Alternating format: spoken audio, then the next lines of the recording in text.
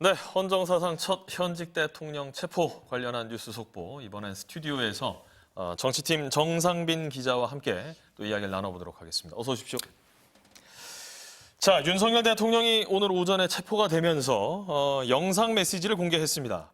관저에서 좀 직접 찍은 그런 영상인 것으로 보였는데 이 내용부터 좀 한번 정리해 주시죠. 네, 윤석열 대통령은 오늘 오전 10시 33분에 체포가 됐습니다. 예. 그리고 곧바로 13분 만에 영상 메시지를 공개했습니다. 예. 메시지의 핵심은 바로 불법이었는데요.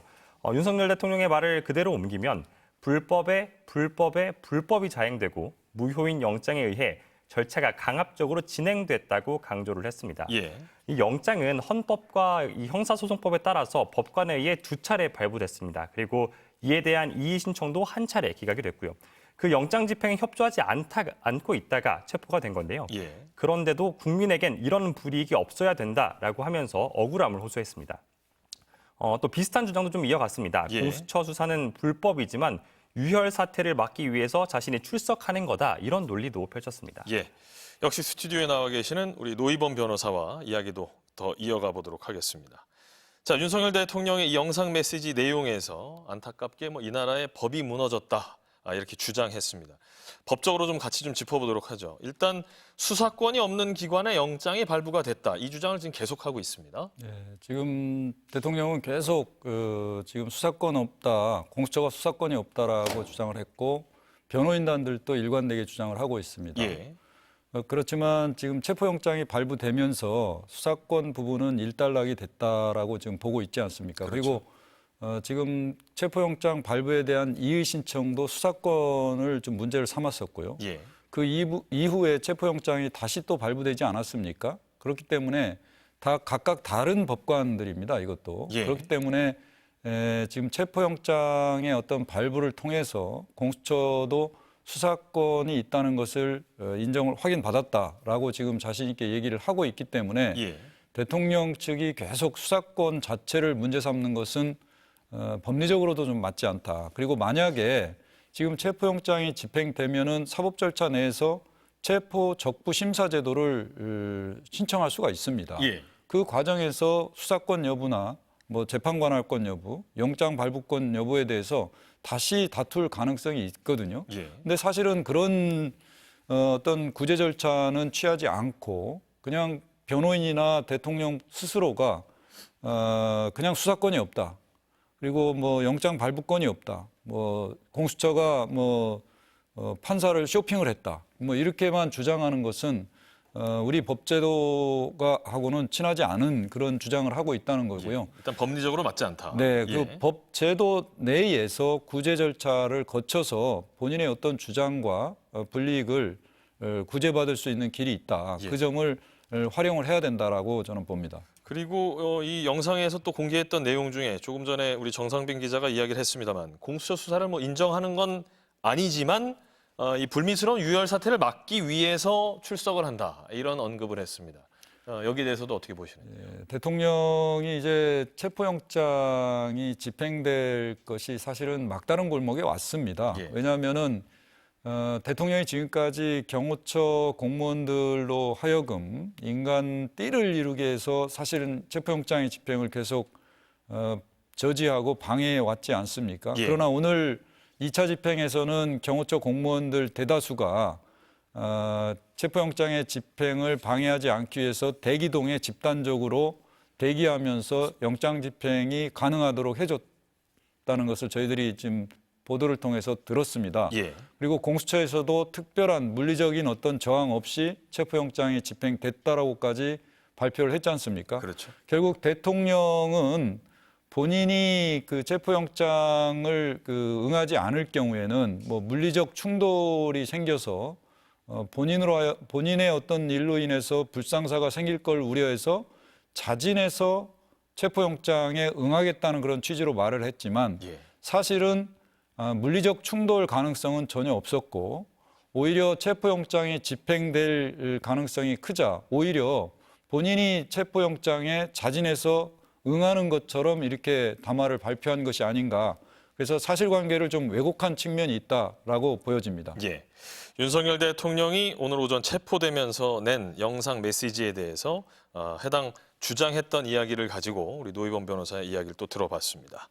자, 영상 메시지를 낸 뒤에 또 SNS를 통해서 지금 자필 편지까지 또 공개를 했습니다. 네, 그렇습니다. 약 예. 9천여 자 정도의 분량이었는데요. 이게 예. 언제 나왔냐면 체포된 윤석열 대통령이 이제 고위공직자범죄수사처에서 수사를 받고 있을 시각이죠. 오후 2시가 지나서 윤석열 대통령 공식 페이스북 페이지에 이 자필 편지가 올라왔습니다. 윤 대통령이 밤사이에 직접 작성한 편지를 변호인들이 대신 게시한 거라고 하는데요. 약 9천여 자 분량이라고 말씀을 드렸고요. 제목은 국민께 드리는 글이라는 제목으로 직접 흰 종이에 적은 편지였습니다. 어떻게 시작을 했냐면 탄핵 소추가 되고 보니까 이제서야 대통령이구나 하는 생각이 들었다 이렇게 언급을 했습니다. 예. 이 편지에서도 이 윤석열 대통령은 기존 주장을 계속해서 되풀이했습니다. 구체적으로 들여다보면요. 탄핵 소추로 인한 직무 정지와 체포까지 이르게 한 비상계엄 선포는 범죄가 아니라 대통령의 권한 행사다 이렇게 얘기를 했고요. 또 계엄의 형식을 빌린 대국민 호소라고도 주장을 했습니다. 예. 군과 경찰을 동원을 해서 국회를 무력화시키고 또 선관위와 언론을 장악하려고 했는데도 마치 자신이 억울하게 피해를 입은 것처럼 그러니까 피해자인 것처럼 포장을 한 겁니다. 부정선거 의혹에 대해서도 또 한 번 강조를 했습니다. 살인죄에 좀 비유를 했는데요. 예. 거듭 부정선거론의 근거를 좀 이렇게 설명을 했습니다. 뭐라고 얘기를 했냐면요. 부정선거를 처벌할 증거가 부족하다고 해서 부정선거를 음모론으로 일축할 수 없다. 예를 들어서 칼에 찔려 사망한 시신이 다수 발견됐는데 살인범을 특정하지 못했다 해서 살인사건이 없었던 건 아니다. 이런 주장도 이어나갔습니다. 그렇군요. 윤석열 대통령이 지금 계속해서 부정선거에 대한 이야기를 하고 SNS에 지금 공개한 이 자필 편지 내용에는 부정선거 내용이 굉장히 많이 나오고 있습니다. 이 부분을 좀 한번 더 짚어보도록 하죠. 일단 선거 소송의 투표함 검표에서 엄청난 가짜 투표지가 발견됐다. 이렇게 말을 했어요. 네, 그렇습니다. 그러니까 윤 대통령 주장은 선거를 하고 나서 이 내용물을 여러 번 투표함에서 애초에 선관위가 적법하게 발행한 투표지가 아니라 예. 가짜 투표지가 발견됐고 그것이 부정선거를 뒷받침하는 논리다. 이게 바로 윤석열 대통령의 주장 중에 한 가지였습니다. 예. 명확하게 말씀을 드리면요. 투표함에서 가짜 투표지가 발견된 적은 없습니다. 오늘 중앙선거관리위원회에서도 이런 윤석열 대통령의 주장이 나온 다음에 다시 한번 입장을 정리해서 조목조목 반박을 했는데요.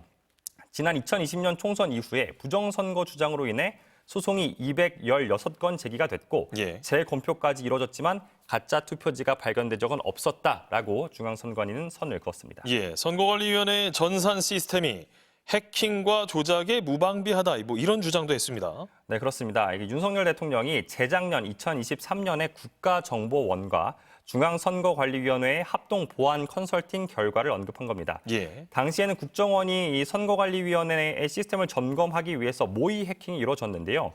선거관리위원회는 이 당시에 컨설팅을 위해서 국가정보원 요청으로 침입 탐지와 차단을 위한 자체 보안 시스템을 일부 해제했다. 그 상태로 테스트에 임했다. 이렇게 설명을 했고요. 예. 더군다나 국정원에게 이 시스템 구성도와 정보 현황, 시스템 접속 관리자의 테스트 계정까지 사전에 제공을 했다고 합니다. 예. 중앙선거관리위원회는 시스템이 해킹과 조작에 무방비라는 주장은 수용할 수 없다. 이렇게 강하게 주장을 했습니다. 그렇군요. 자, 사실 어제 헌재에서 첫 변론기일이 있지 않았겠습니까? 윤석열 대통령 측이 제출한 답변서에도 이런 주장들이 지금 계속해서 담겨 있었습니다. 노희범 변호사께 한번 여쭤보겠습니다. 부정선거를 계엄 선포의 배경으로 적시를 하면서 12.3 비상계엄이 국헌문란에 해당하지 않는다. 이런 주장을 했었습니다. 어떻게 보십니까?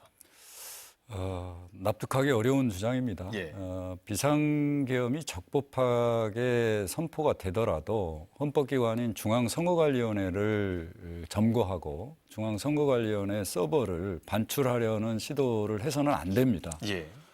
그 자체로 헌정질서를 유린하고 중단시키는 매우 중대한 범죄 행위고요. 그렇기 때문에 지금 대통령 측이 부정선거를 이유로 계엄 선포를 하고 중앙선거관리위원회를 점거하고 서버를 압수하려고 했던 행위 자체는 대통령 측이 얘기하는 그런 계엄 선포의 어떤 정당성을 주장하기 위한 어떠한 근거도 되지 못한다. 그 마찬가지로 국회를 점거하고 봉쇄한 거, 그다음에 국회를 해산하려고 했던 시도 자체도 계엄 선포가 정말 전시사변이라고 대통령이 판단을 했더라도 적법한 계엄 선포라 하더라도 국회의 권한을 제한하거나 국회의 기능을 중단시킬 수 있는 아무런 법적 근거가 없습니다. 예. 그런 점에서 대통령이 주장하는 계엄 선포가 대통령의 권한이라고 하더라도 국회를 점거 봉쇄하고 중앙선거관리위원회를 점거한 그 행위 자체만으로도 이미 대통령은 헌정 질서를 유린한 매우 중대한 헌법 위반 행위가 이루어졌고 사실상 내란 범죄를 일으켰다. 그런 점에서 지금 탄핵 심판에서 대통령 측이 답변한 내용은 전혀 좀 용인하기 어렵고 설득력이 없는 주장이다라고 말씀을 드릴 수 있겠습니다. 예. 자, 윤석열 대통령 측이 또 윤석열 대통령이 SNS를 통해서 공개했던 자필 편지 내용에 있었던 부정선거와 관련된 내용, 노희범 변호사 의견까지 한번 들어봤습니다. 자, 체포영장 집행 과정으로 조금 더 돌아가 보도록 하겠습니다. 오늘 지난 1차 체포영장 집행 당시하고는 좀 다르게 경찰하고 경호처 간의 물리적 충돌도 일단 일어나지 않았습니다. 지난번하고 경찰 또 경호처의 대처가 좀 달랐다라고 좀 판단이 되는데요. 실제로 체포하는 그 과정에 있어서는 어떤 차이가 있다고 봐야 될까요? 네. 그 지난번 체포영장 집행일과 오늘 체포영장 집행 모두 첫 관문은 이 관저촌으로 향하는 정문이었습니다. 예. 이 관저촌이라는 게 대통령 관저 그리고 국방부 장관 등 이 고위공직자들의 관저가 모여 있는 이 한남동의 그 구역을 얘기를 하는데요. 여전히 7대의 버스가 철문을 너머로 길을 가로막고 있었고요. 예. 그리고 경찰은 사다리를 써서 이 버스를 넘어갔습니다. 당시에 버스 안에 있던 열쇠로 직접 운전을 해서 버스를 좀 옮길 수 있을 정도로 허술하게 배치가 돼 있었던 것으로 확인이 됐습니다. 예. 이 1차 저지선을 넘고 나서는 절단기로 철조망을 제거를 했다고 했습니다. 이 과정에서 저지하는 경호처 직원은 전혀 나타나지 않았는데 이에 대해서는 사실상 지난 체포영장 집행과 비교를 해보자면 예. 경호처가 어느 정도 길을 터준 셈이라고도 볼 수가 있습니다. 그렇군요. 이후에 2차 저지선에는 대형 버스가 차벽으로 세워져 있었는데요. 여기에는 지난번에는 경호처 직원 등을 포함해서 약 200명이 공수처와 경찰 인력을 가로막고 있었는데 예. 이번에는 그에 비해서 확연히 달라진 모습이었습니다. 예. 아무런 제재 없이 버스를 우회해서 그냥 통과를 할 수가 있었고요. 마지막 관저 초소 앞에서도, 그러니까 마지막 관저를 막고 있는 초소 앞에서도 10분 만에 문이 열려서 쉽게 건물 안에 진입을 할 수가 있었습니다. 예. 결국 경호처 태도가 가장 큰 차이가 아니었냐 이런 얘기 나오고 있습니다. 실제 경호처 내부적으로도 지금 어떤 변화가 있었다라고 봐야 될까요? 네, 그렇습니다. 1차 영장 집행 당시에는 집행을 저지해야 한다는 지휘부 방침이 워낙 강했다고 합니다. 법적으로 판단할 여지가 좀 없었고요. 그에 반해서 이번에는 좀 체포 영장을 막는 게 오히려 위법한 행위라는 내부 여론도 커진 것으로 보입니다. 예. 자, 지금 속보가 들어왔습니다. 국민의힘이 공수처장과 국수본부장을 상대로 불법 체포 감금 혐의로 고발했다라는 속보가 전해지고 있습니다. 다시 한번 알려드립니다. 국민의힘이 공수처장 또 국수본부장을 상대로 불법 체포 감금 혐의로 고발했다라는 소식이 전해지고 있습니다. 자, 노 변호사님, 국민의힘 여당에서 지금 이런 고발 조치를 했다라는 것 어떤 의미로 봐야 될까요? 좀 이해하기 어렵습니다. 그 공당에서 이런 적법한 법관이 발부한 적법한 영장의 집행이 이루어졌는데 예. 지금 공당에서 공수처장과 국수본부장을 불법 체포 감금죄로 고발했다는 것은 좀 납득하기 어렵고요. 예.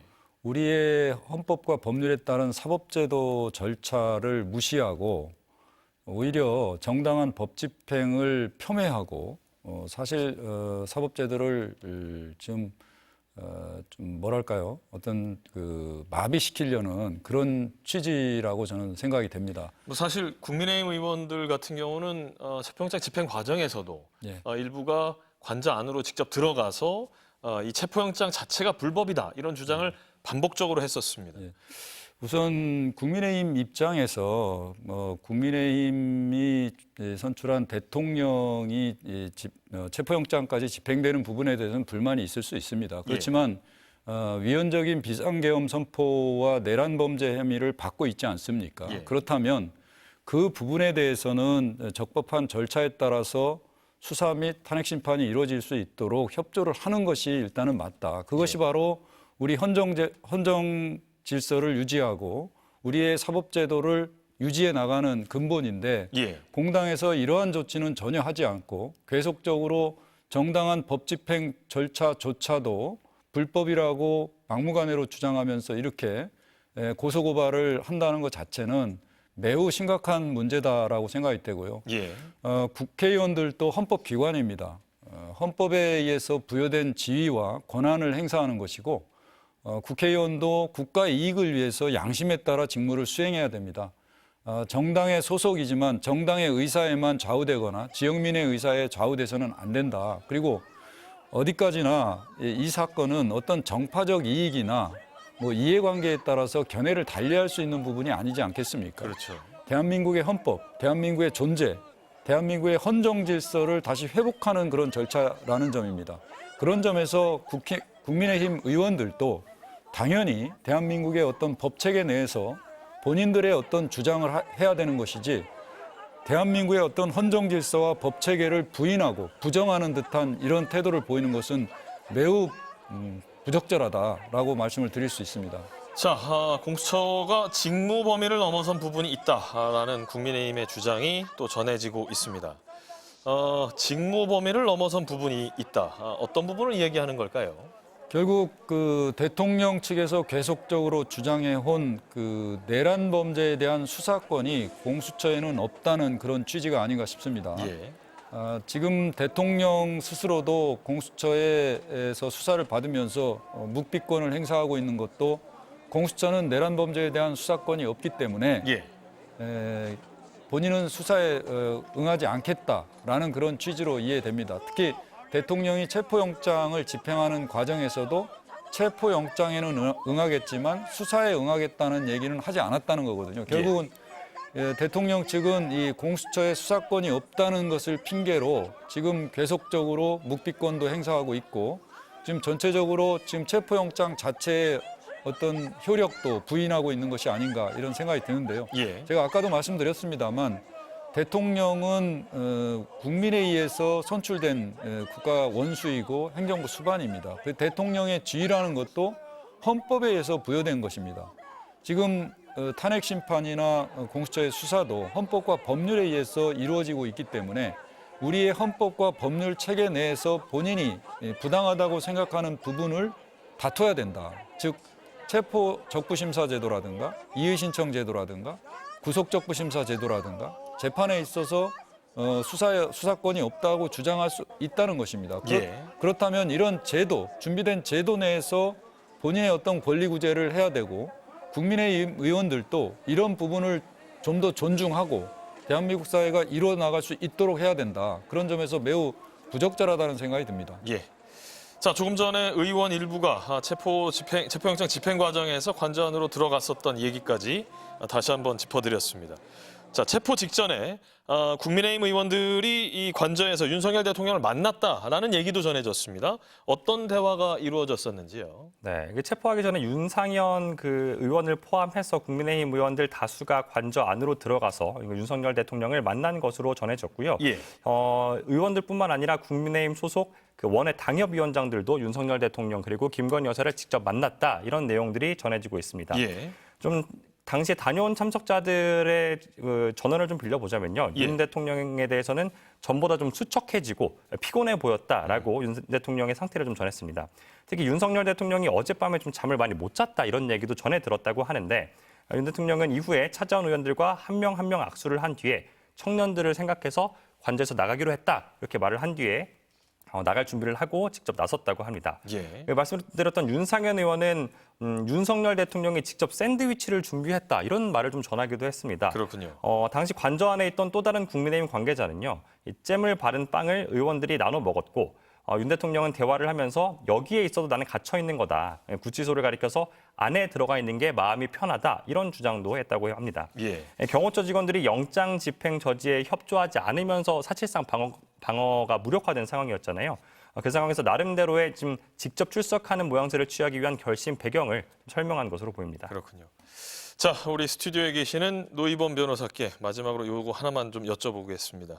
일단 윤석열 대통령 일단 탄핵 심판을 받아야 되지 않겠습니까? 조사도 조사이겠습니다만 오늘의 이 체포가 헌법재판소의 판단에도 영향을 미칠 것으로 보이시는지 의견을 좀 듣고 싶습니다. 오늘 대통령의 체포영장이 집행됐다는 그 사유만으로 탄핵 심판에 어떤 직접적 영향을 미치지는 않는다고 봅니다. 예. 헌법재판소는 지금까지 정해진 절차와 어떤 규정에 따라서 탄핵 심판 절차를 진행하고 있고요.